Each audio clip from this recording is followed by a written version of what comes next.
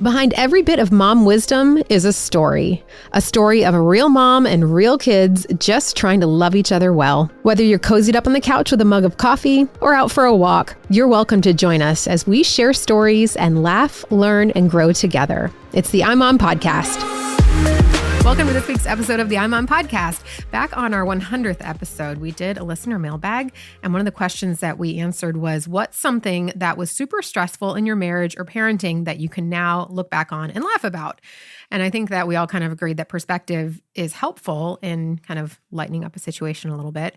But like when you're in it as a mom, it's hard to not feel like crying. So today, that's what we're going to talk about, how to laugh instead of cry. And Chloe, you said that you had an experience just like this the other day. Yeah, I had just one of those days where it was like comically bad. It started honestly the night before because my son has a really bad gluten intolerance, and my husband made this sauce. Do you think he does that because he's trendy? Like it's cool to be gluten-free? He's like, I'm gluten-free, Mom. How did he even know? He's only like 5 months old. Yeah.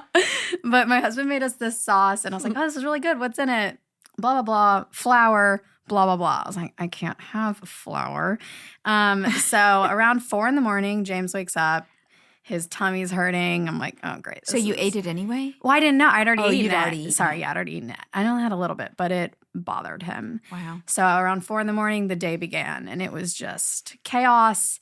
I live super close to my son's daycare, so they were messaging me, and they're like, hey, like, can you bring him his gas drops? He's like not eating. And I'm like, okay, great. And it just was one of those things where like I drove up to the daycare, I get out of my car, I get a message from them as I'm walking up to the door, and they're like, just kidding, he fell asleep. No need to bring, like, we'll tell you when he wakes up. Okay, great. So I drive back home. I get back home like the second I get there. All right, he's awake. Can you bring him his gas drops? I'm like, oh my gosh, okay. So I get back in my car and like go up there, and it just was like nonstop. There were a couple other things that happened that day, but I thought about something I'd read on iMom about, laughing instead of crying, because I was just one of those days where I was just on the verge of tears all day, where I just felt one thing went wrong, I was going to burst into tears. And then at the end of the day, I went to go pick up James, and I get him at the daycare, and he's like actually really happy. They're like, yeah, I took a really good nap in the afternoon. He seems like he's feeling better. Oh, great. Check him out, bring him to my car. I left the car seat at the house. Oh, no. So I called Trent, and we just started dying laughing. He's like, I'm going to come bring you the car seat and buy the house. So. Oh, my goodness. Yeah. It's what he could do, because he made the sauce with the flour, right? Yeah, seriously. Why is it that like some of the, it's the silliest things that push us over the edge? Like when we're dealing with something that's like serious, we might not feel like crying, but it's like the most random thing that kind of sets us off.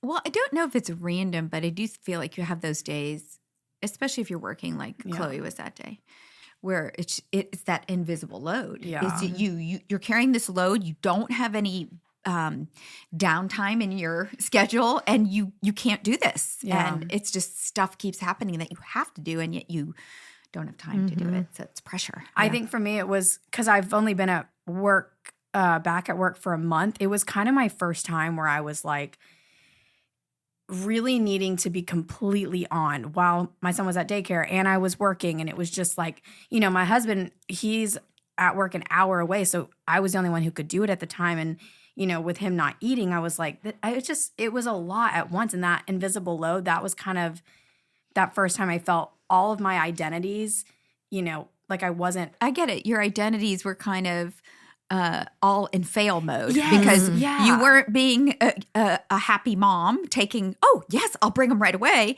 You weren't being a on it employee because you're having to leave your work. And for those of you who don't know, Chloe is our social media manager. She runs a lot of ads. She has to be in a lot of meetings. So it is squirmy to get out of stuff. Yeah. Yes. That's exactly it. Yeah. You feel like you're dropping the ball on both fronts. Yes. So how do you keep perspective when you're in the thick of it? Like, how do you say, okay, James is fine, or, whatever, whichever one of us is going through a thing, he's fine, work is fine. Like, this is not everything's not really exploding. It just kind of feels like it. Like, is there something that a mom can repeat to herself or whatever to like cue the humor in it instead of the tears?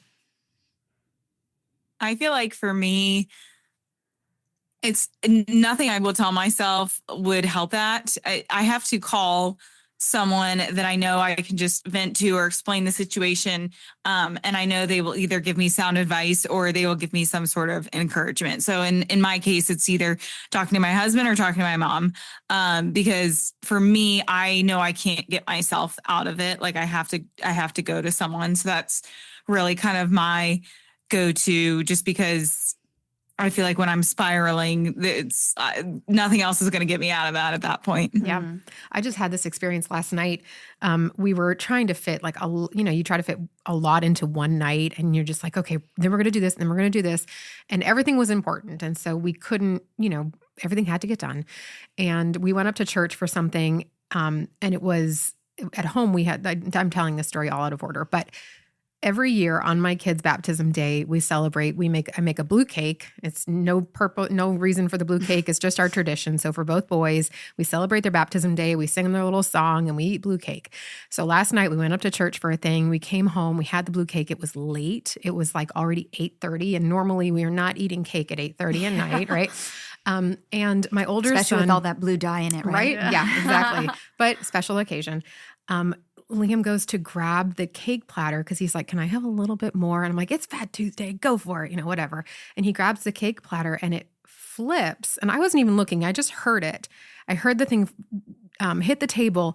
The cake literally did a 180 and landed upside down, frosting side down on the table. I'm like, how did that even happen? Like, how did that happen? And I just look at it. He jumps up and goes to get something to go pick it up and fix it. And I could tell he was like, Mom's going to blow.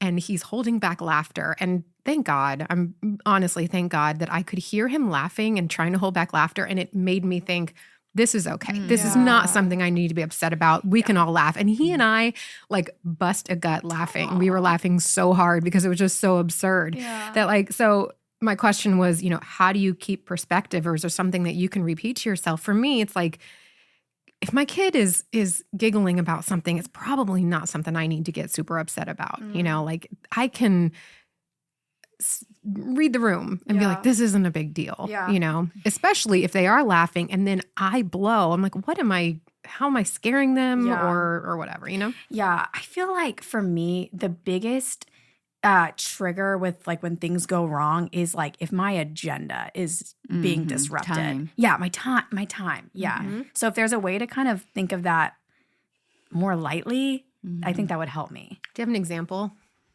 Well, I mean, just the example of needing to do something from my work and it's it's 10 a.m. and I'm like, okay. Well, or if you have him on a schedule, if you have James on a schedule and okay, he's napping, he's supposed to be napping right now. And so I have a meeting or I have something I'm supposed to do. And all of a sudden you're like, oh, that time has been disrupted. Yeah. Mm-hmm.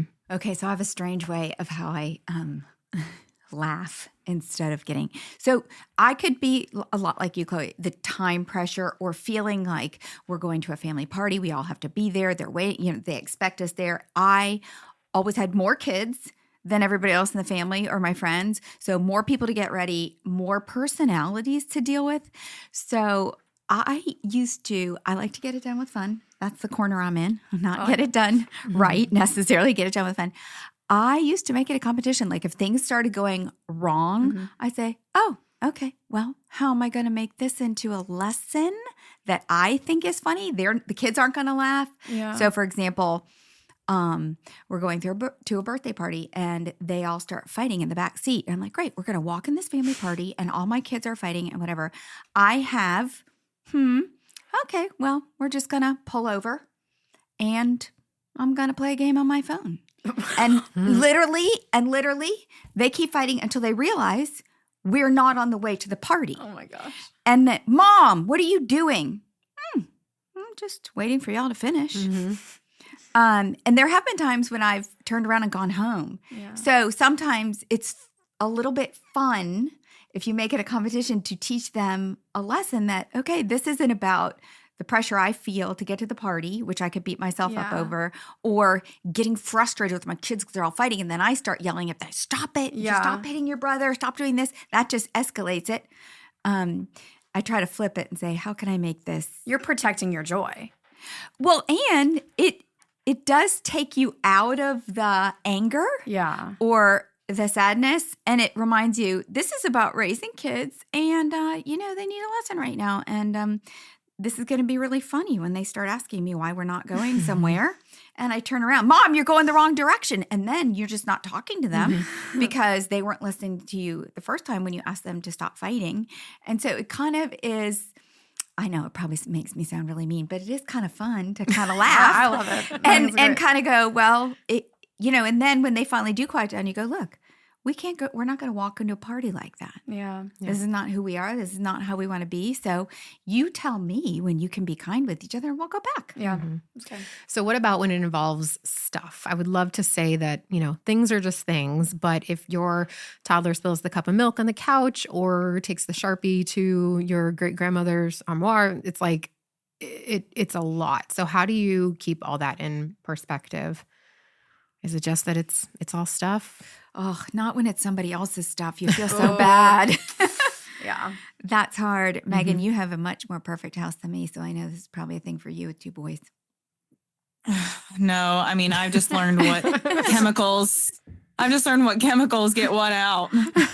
Well, and that's true. Then, like you said, you call a friend, you go, okay, I just got Sharpie, or he just got Sharpie on this piece of furniture. What do I do? You reach out to a friend and hope they can come to the rescue. No, Sharpie, because James did that on my chair in the kitchen. Alcohol. And I don't mean the drinking alcohol. Like rubbing alcohol? Literally took it out. Wow. It was amazing. I tried hydrogen peroxide on the carpet and it left a stain. So now instead of whatever was there, there's hydrogen mine was a peroxide perennials stain. fabric, so I can say that. Folex is the best chemical. What is that? Folex is the best. Folex, I don't know, but it works. Folex. Is it in like the laundry? Is sponsored by Folex. So no, my other daughter worked at Restoration Hardware for a while, and it's what they use. Like it gets out almost everything. So where do you find it? Amazon, online, anywhere. No, I think even the grocery store has it now. Publix had I'll it. put a link in the show notes and we'll do an affiliate link. Nice.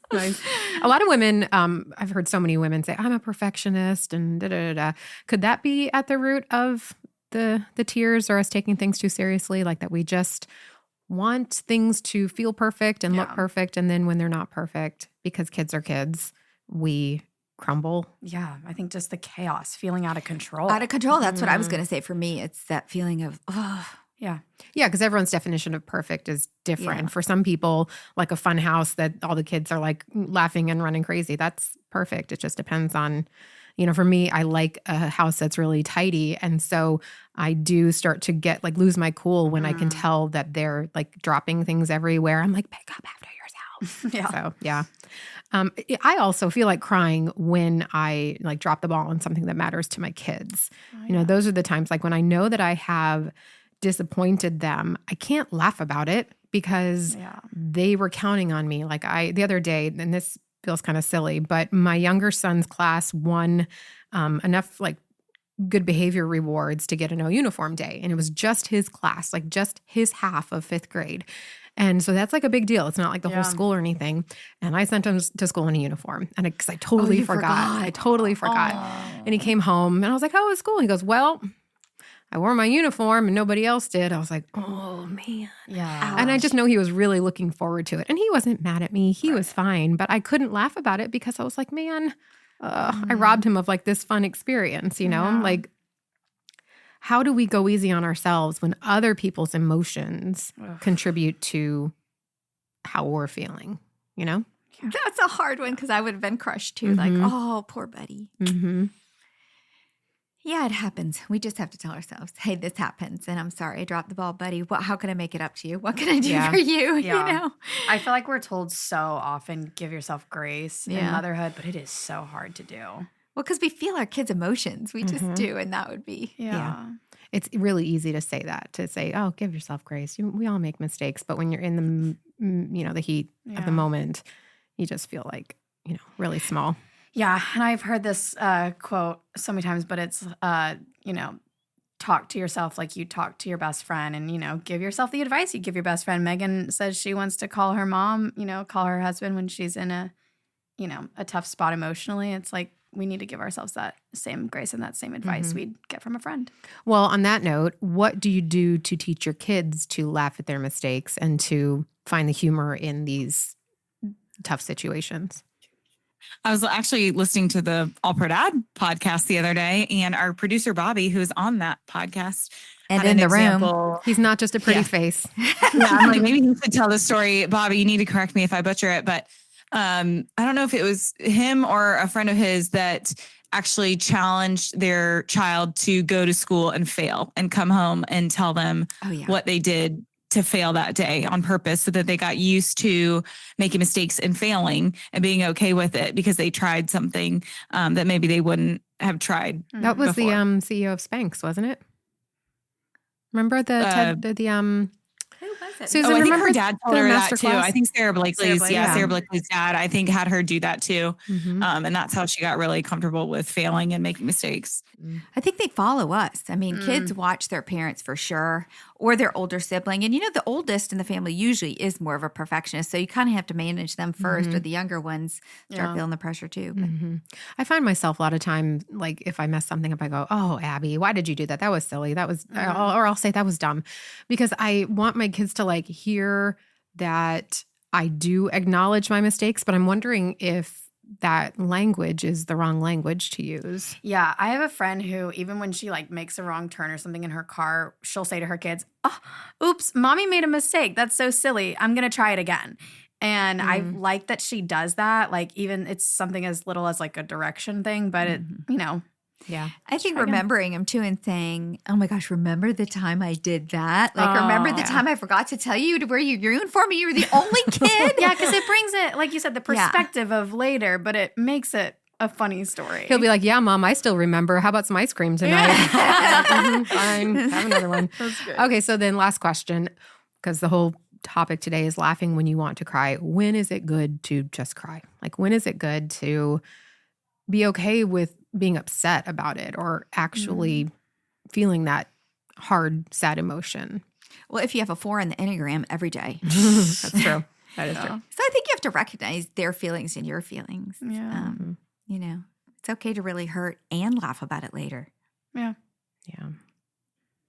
I think that if it doesn't involve things, and if it is something that you can like in the moment go, "All right, I know this feels heavy now. This feels like a lot now. I'm getting called back to daycare 3 times and I forget that." Like, sometimes I think we can understand that this is something that's going to pass. But if it is something that's really emotionally difficult, and you know that crying is the way that you're going to actually be able to like let it out and move forward, then just cry. Be in that bad place for a second and then move on, move past it. If you know you're not going to be able to move on unless you experience the hard stuff, then feel it. Yeah. Sometimes I put a timer on my phone, like 5 minutes. I'm like, all right, I'm going to cry about it. And then once this timer's up, I'm done. I do that about talking about things with Trent. I'll be like, "This is really bothering me.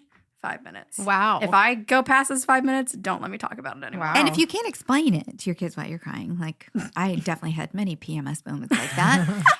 The shower.